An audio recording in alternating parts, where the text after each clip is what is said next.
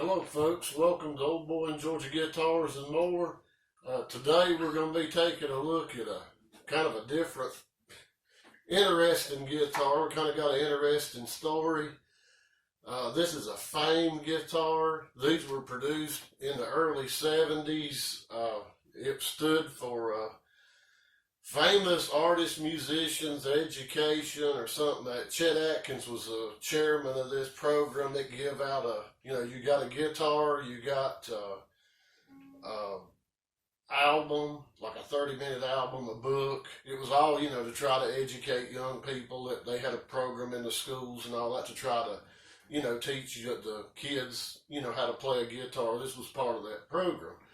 So the thing about this guitar that makes it interesting is it belonged to a gentleman who traveled around in the 70s, 60s, 70s, maybe into the 80s in an old step van, kind of like what Aerosmith started out with. And he went around to state fairs and music festivals and different things like that, traveling in that old van, kind of gypsy-like. And he was a, musician, fortune teller, psychic, all that kind of stuff. So, he carried this with him, and as you can see on the end, it's got a hook on the bottom instead of your strap button. There's a hook. So, he hung this thing up in his van when he was traveling, which probably explains this big crack in the back of the headstock.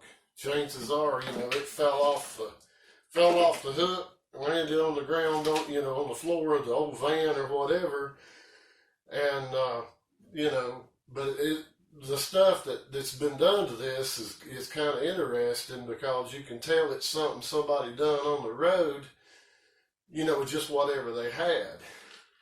Like the tuners have been replaced with Grover tuners, which were placed on there upside down. And also, the strings are wound backwards. Then you've got your nut, which you got cellophane and what looks to be an old clothespin for a nut, which this thing's supposed to have a 0 fret. So if you tune it to be in tune and open, when you chord it, you're gonna be out.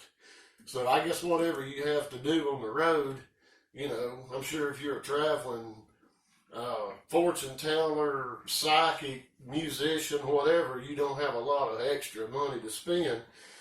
But I would say one thing that attracted him to this guitar was the electric pickup. Being in a carnival situation or, something like that, I'm sure having a little amp or something to, amplify the sound helped out. So it's really unique, and this thing's in pretty sad shape. It's got a lot of cracking.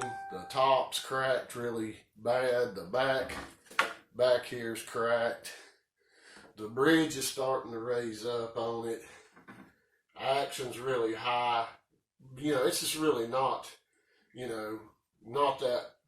They weren't that great of a guitar. You can find these for $100 or less a lot of times on eBay. I'd say the Grover tuners were probably the most valuable part of this thing. So it's really not, it's something kind of a conversation piece to hang on the wall, whatever, and kind of the story that goes with it. But, sadly, the old dude, he passed away like in the early 90s, and his old van was parked in a relative's yard or barn and just kind of forgotten about till recently when they passed away, and they had an estate sale, and, just sold everything on the property, and that's how this thing ended up back out in the world again. So, but it's kind of neat. I did try to plug it in, and it makes a bad racket. It don't amplify. It just makes a racket, and I'm not sure, if the pickup is even hooked up or not. It's hard to say. But yeah, these were just kind of a little student guitar when they were made. The neck didn't really look that bad. The back of the neck, the grain and whatever, but this one's cracked pretty bad. It's really not worth a whole lot, but there's something keeps rattling around. I'm gonna try to see if I can find what it is. I keep hearing it. I don't know if it's part of what it is. It's some. If I can get to it.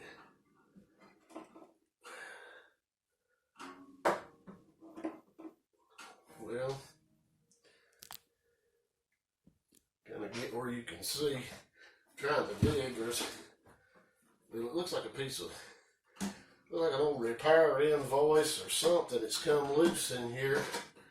If I can get in there to get to it. That's what it looks like. See if I can get to it. You never know what you're going to find in these old guitars. I found rattlesnake rattles, a lot of stuff like that people would put in there to keep they're supposed to keep the spiders out. You could put rattlesnake rattles in there, and that's what the people would say, that it would keep the spiders wouldn't go in there. Now I don't know if that's true or not, but anyway, this is being a challenge to get out. I know that. Well, let's see. Well,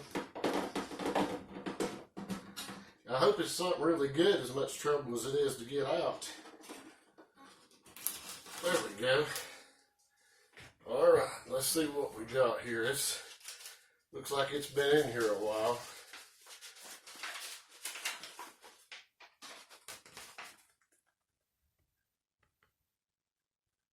Until the next time, see you.